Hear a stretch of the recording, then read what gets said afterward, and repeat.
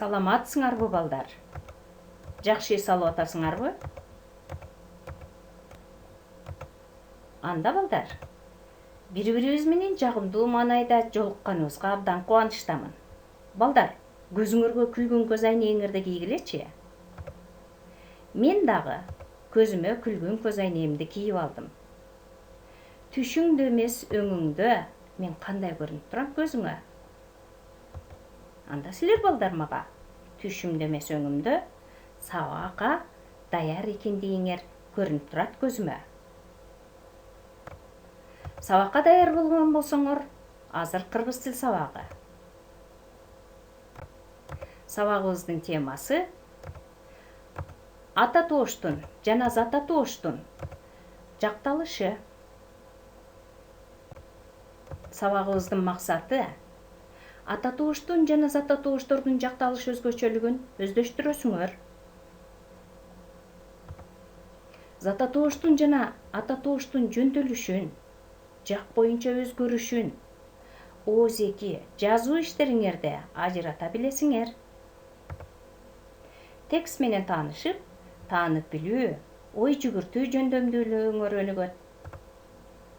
Талап кылынган тапшырмаларды так туура аткарууга үйрөнөсүңөр.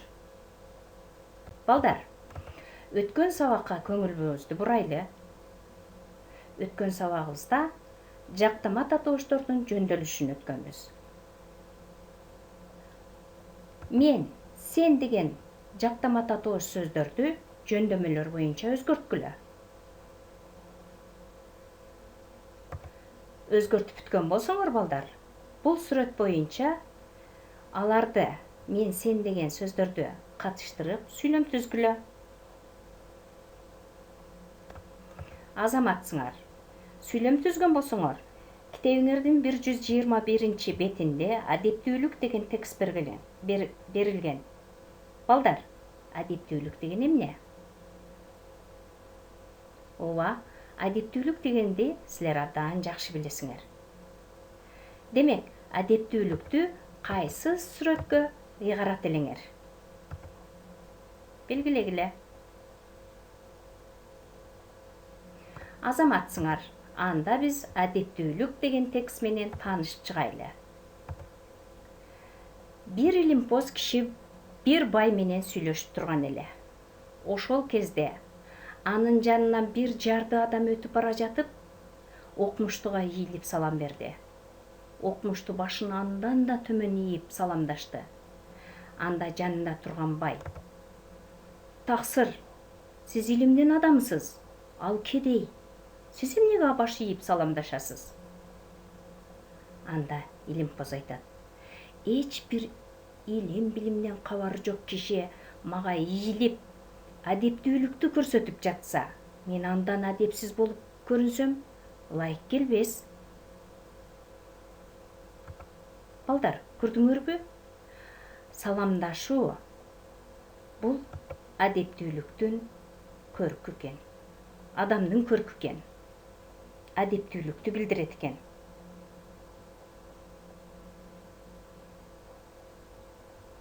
Балдар, эгер түшүнгөн болсоңор, анда катыштырып сүйлөм түзгүлө. Жарды, таксыр деген сөздү катыштырып сүйлөм түзөбүз. Жарды деген бул эмне? Жарды деген кедей дегенди билдирет экен. А таксырчы? Таксыр деген сөз кадыр барктуу адамга кайрылуу экен.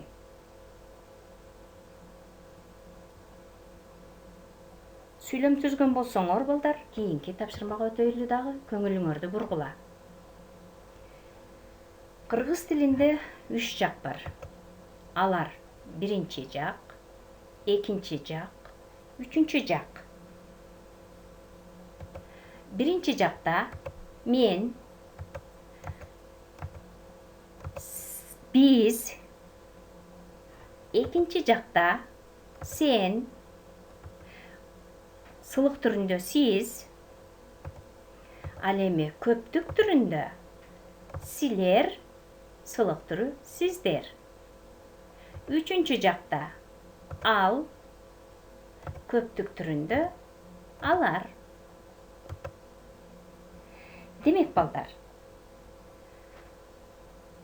кыргыз тилиндеги 3 жак боюнча өзгөргөн жактама татооштор жекелик санда, анан көптүк санда берилет экен.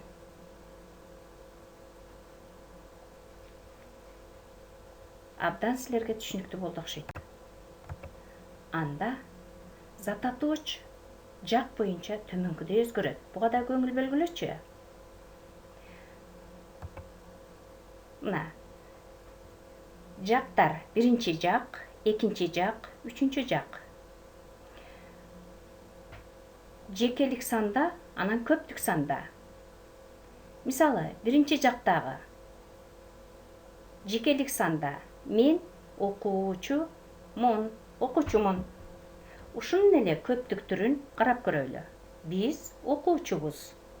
Демек, жекелик түрүндө мун мүчөсү менен уюштурулду. Ал эми көптүк санда буз болуп өзгөрдү. Көптүк санда биз деген сөз. Мен дегенде көптүк саны биз. Экинчи жакта сен окуучусуң. Сылык түрүндө сиз окуучусуз. Ушул эле экинчи жактын жак боюнча өзгөрүшү көптүк санда силер окуучусуңар. Сылык түрүндө сиздер окуучусуздар. Үчүнчү жактын жекелик санында төмөнкүдөй өзгөрөт. Ал окуучу. Көптүк санда алар окуучулар.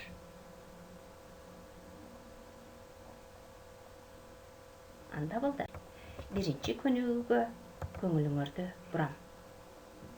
Тексттен биринчи абзацты көчүрүп жазасыңар. Зататооштордун жана ататооштордун кайсы жөндөмөдө турганын аныктагыла.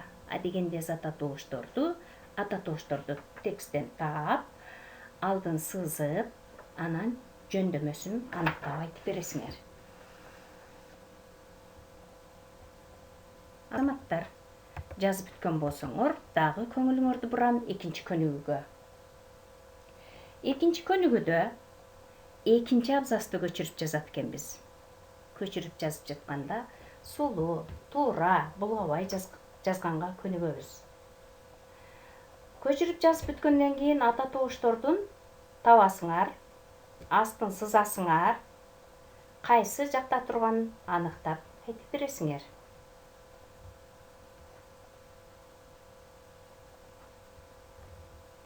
Азаматтар, анда балдар ойлонгулачы 4-үнчү көнүгүүдө макалдардын маанисин чечмелегиле дейт. Цитата катары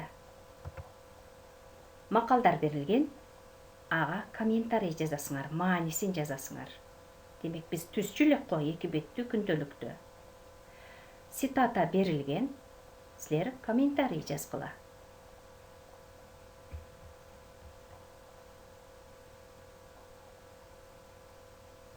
Окуп таанышып алдыңарбы балдар?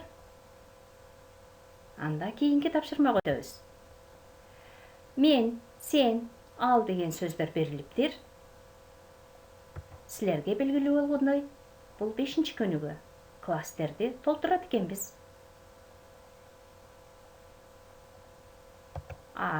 Буну жазабыз. Колдонулуучу сөздөрүбүз: бала, кыз, дарыгер, жазуучу, мугалим, ишкер деген сөздөр, зататооч сөздөр. Демек, зататооч менен ататооштун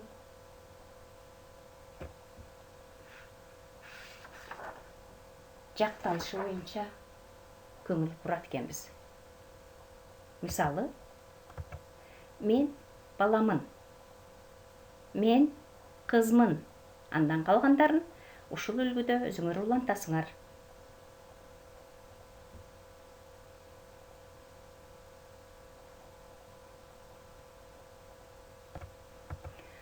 Балдар, үйгө тапшырма. Жазасыңар. 6-чы көнүгүү. Илимпоз киши деген зататооч сөздөрдү жактагыла. 3 жакта жактайсыңар.